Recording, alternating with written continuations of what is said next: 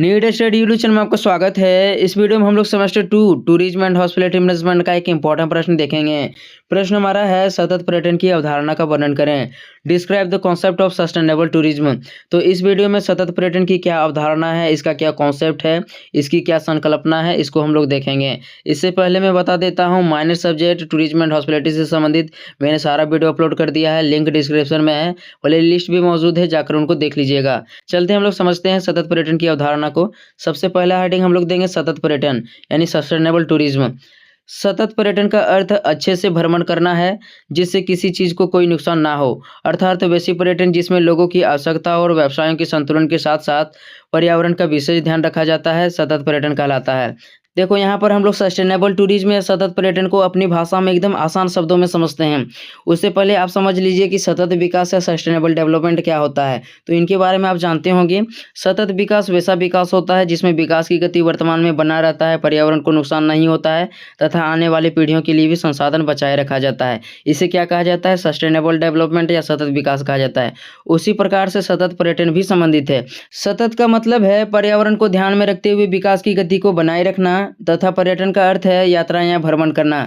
इस प्रकार से यहाँ पर सतत पर्यटन या सस्टेनेबल टूरिज्म का अर्थ हो जाएगा वैसा पर्यटन या भ्रमण करने का तौर तरीका जिसमें पर्यावरण को नुकसान ना हो तथा जो पर्यटन करने का तौर तरीका है लगातार बना रहे, यही सतत पर्यटन है।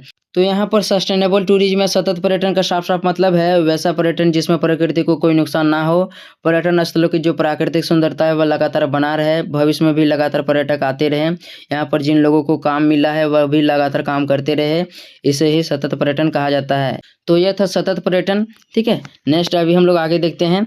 आगे यहाँ पर और भी दिया हुआ है, इसको देख लीजिए आप। आगे यहाँ दिया हुआ है सतत पर्यटन का मुख्य उद्देश्य पर्यावरण की खूबसूरती और पुरानी सांस्कृतिक विरासतों को सुरक्षित बनाए रखना है। इसके लिए लोगों के तौर तरीके और आदतें ऐसे होनी चाहिए जो पर्यटन स्थलों या वहाँ की खूबसूरती को कोई नुकसान ना पहुँचाए। तो देखो इसको आप लोग समझ लो। सतत पर्यटन का मुख्य मतलब है, यही मतलब है कि जो आप पर्यटन करने पर जाओगे तो वहाँ पर जो पर्यटन स्थल है उसकी सुंदरता को आपको ध्यान में रखना है, वहाँ भी कोई भी आपको गंदगी नहीं फैला देना है जिससे कि जो है उसकी खूबसूरती बर्बाद हो जाए और बाद में वहाँ पर पर्यटक नहीं आने लगे। तो यही सतत पर्यटन का मतलब होता है कि आपको वहाँ के पर्यटन स्थलों की जो खूबसूरती है इसको ध्यान रखना है, पर्यावरण जो संतुलन है वो उसको ध्यान में आपको रखना है। तो यह था सतत पर्यटन का थोड़ा सा परिचय। अब हम लोग इसकी अवधारणा को देखेंगे। तो देखते हैं हम लोग नेक्स्ट पॉइंट को। नेक्स्ट पॉइंट आपको देना है सतत पर्यटन की अवधारणा। सतत पर्यटन की मुख्यतः दो अवधारणा है। सतत पर्यटन की कितनी अवधारणा है, दो अवधारणा। पहला है आवश्यकता की अवधारणा। इस अवधारणा के अनुसार व्यक्ति की जितनी आवश्यकता है उसके अनुसार संसाधनों का उपयोग किया जाना चाहिए ताकि पर्यावरण का दोहन ना हो और वह लंबे समय तक सुरक्षित रहे। देखो इसको अच्छी तरह से समझना आपको। सतत पर्यटन का पहला अवधारणा है आवश्यकता की अवधारणा। इसका मतलब है आपको जितनी आवश्यकता है उतना ही यूज करना है, ठीक है, या जितने भी व्यक्ति है आपको अपनी आवश्यकता के अनुसार प्रयोग करना है। तो इसे हम लोग एक उदाहरण के माध्यम से समझते हैं। देखो एक हम लोग राष्ट्रीय उद्यान ले लेते हैं। राष्ट्रीय उद्यान भी एक प्रकार का पर्यटन स्थल होता है जहाँ पर लोग क्या करते हैं, जानवर को देखने के लिए या जो जीव जंतु होते हैं उनको देखने के लिए पर्यटन करते हैं। तो पर्यटन तो करते हैं लेकिन वहाँ पर वाहन से जाते हैं, यानी कि वाहन में उनको भर दिया जाता है और पूरा जंगल घुमाया जाता है, जो भी वहाँ क्षेत्र होता है वहाँ पर जानवरों को दिखाया जाता है। तो जब आप समझ लो कि वहाँ पर जो क्षेत्र है वहाँ पर अधिक से अधिक जब वाहन जाने लगेंगे तो वहाँ पर पर्यावरण प्रदूषण होने लगेगा, जो भी वहाँ जंगली जीव है उनको नुकसान होगा। तो यहाँ पर क्या है, जितनी आवश्यकता है यानी कि आपको 1 से 2 वाहनों का ही प्रयोग करना है ताकि वहाँ पर जो जीव जंतु है उन्हें नुकसान ना पहुँचे, पर्यावरण प्रदूषण ना फैले। तो जितनी आवश्यकता है उसके अनुसार आपको पर्यटन करना है। यह सतत पर्यटन का पहला अवधारणा था। नेक्स्ट अब हम लोग देखते हैं दूसरा अवधारणा है विचारों की अवधारणा। सतत पर्यटन की दूसरी अवधारणा क्या है, विचारों की अवधारणा। इसमें लोगों को अपने विचारों में बदलाव लाना होगा।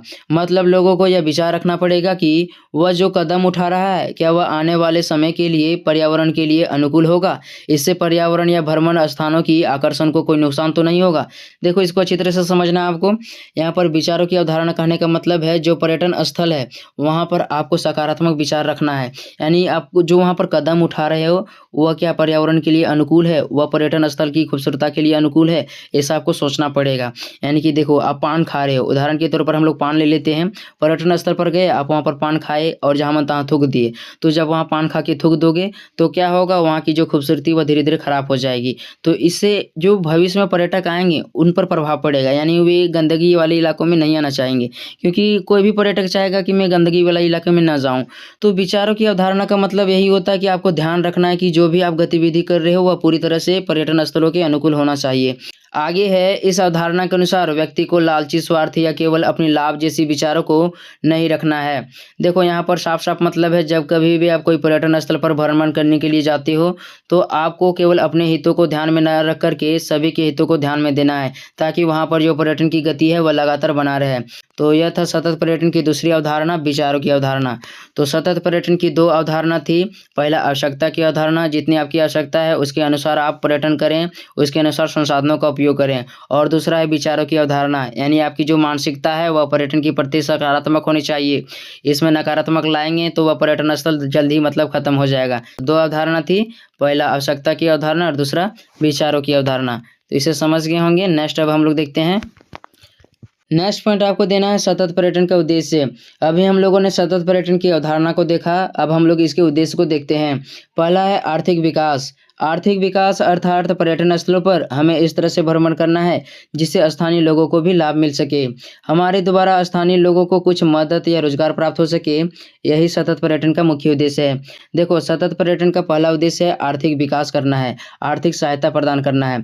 इसमें सभी लोगों को सहायता देना है, लेकिन मुख्य रूप से ऐसे लोगों को सबसे पहले मदद पहुंचाना है जो सबसे पिछड़े हैं, जो स्थानीय क्षेत्रों में रहते हैं।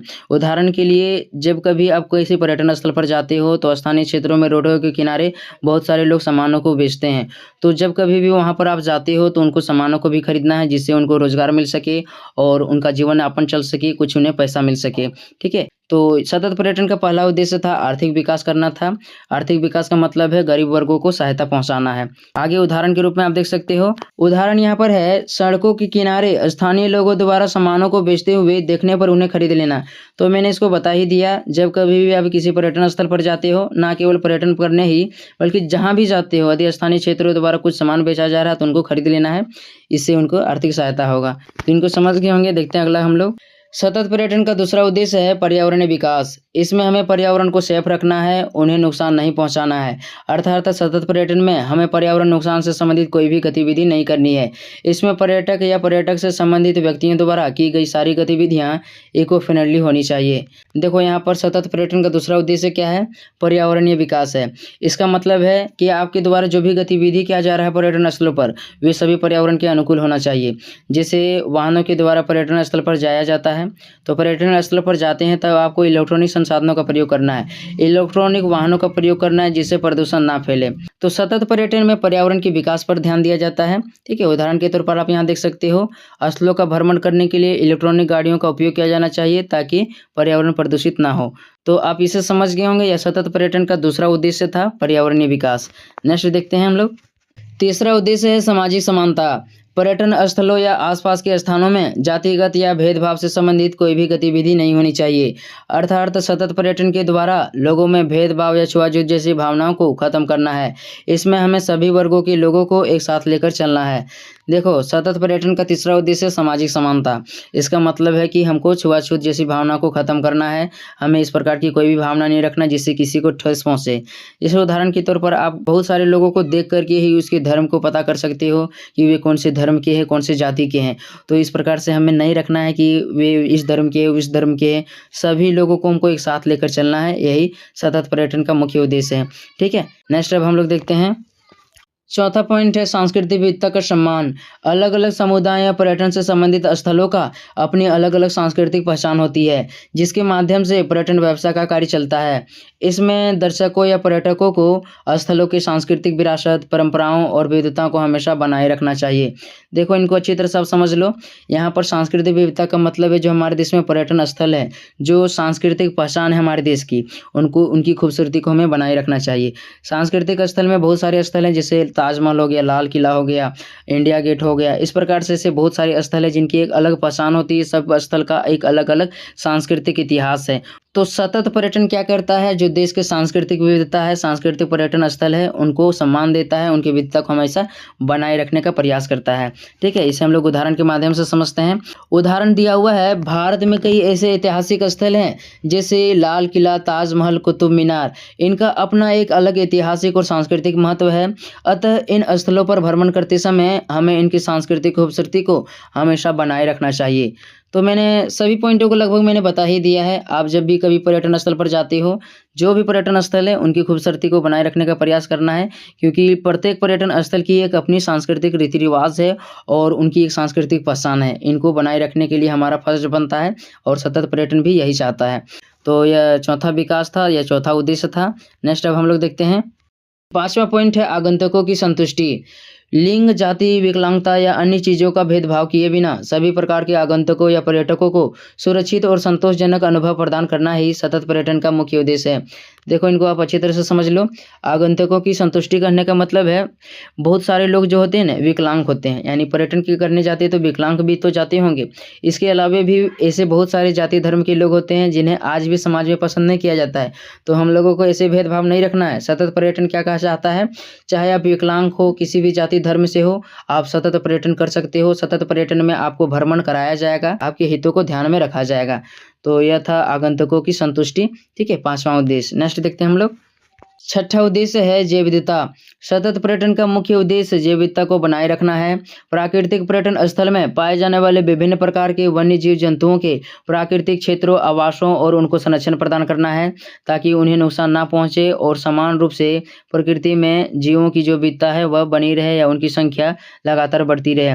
देखो, इनको आपको अच्छी तरह से समझ लेना है। बहुत सारे ऐसे पर्यटन स्थल होते हैं जो जीवों की सहायता से चलता है, जैसे राष्ट्रीय उद्यान हो गया। जब आप कभी समुद्री इलाकों में जाते तो वहाँ भी कभी कभी बहुत सारे जीव देखने को मिलते हैं।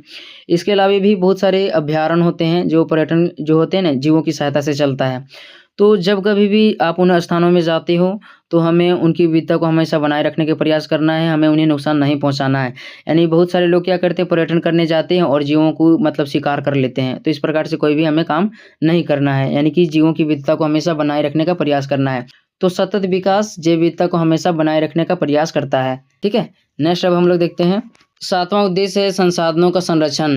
प्राकृतिक संसाधनों का आवश्यकता के अनुसार उपयोग, साथ ही साथ पर्यटन या भ्रमण स्थलों में प्रकृति से संबंधित तत्वों को संरक्षण या सुरक्षित करने का प्रयास किया जाए, यही सतत पर्यटन का मुख्य उद्देश्य है। देखो, यहाँ पर संसाधनों का संरक्षण कहने का मतलब है, जो पर्यटन स्थल होता है वह पूरी तरह से प्राकृतिक तत्वों पर निर्भर होता है। तो हमें सतत पर्यटन में क्या करना है, संसाधनों का संरक्षण करना है, यानी उन प्राकृतिक तत्वों को हमें संरक्षण पर जोर देना है जिसके माध्यम से पर्यटन का कार्य चल रहा है। तो यह था संसाधनों का संरक्षण। सतत पर्यटन क्या करता है, संसाधनों के संरक्षण पर यानी प्राकृतिक तत्वों के संरक्षण पर जोर देता है। आगे है, सतत पर्यटन की अवधारणा के अनुसार विश्व के विभिन्न राष्ट्रों में सतत पर्यटन की प्रक्रिया को बनाए रखने के लिए या आगे बढ़ाने के लिए उपयुक्त सभी उद्देश्यों को ध्यान रखना आवश्यक है।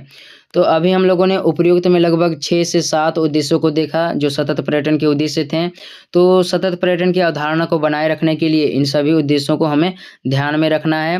नेक्स्ट अब हम लोग देखते हैं, नेक्स्ट पॉइंट आपको देना है निष्कर्ष।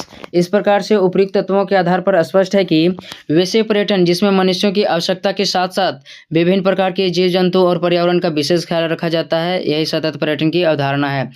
तो सतत पर्यटन की अवधारणा का मतलब है, मनुष्यों की आवश्यकता के साथ साथ उनके रोजगार या हितों को ध्यान में रखने के साथ साथ विभिन्न प्रकार के जीव जंतु या पर्यावरण का विशेष ख्याल रखा जाता है, यही सतत पर्यटन की अवधारणा है। तो निष्कर्ष में इस प्रकार से आपको लिख लेना है। आशा करते हैं वीडियो अच्छा लगा होगा। एक प्यारा सा आपको कमेंट करना है, नेक्स्ट वीडियो किस पर बनना है यह भी आपको बताना है। तो यह वीडियो अपने दोस्तों तक शेयर कर दीजिएगा। चैनल में तो चैनल को सब्सक्राइब कर लीजिए। मिलते हैं नेक्स्ट वीडियो में, तब तक के लिए धन्यवाद।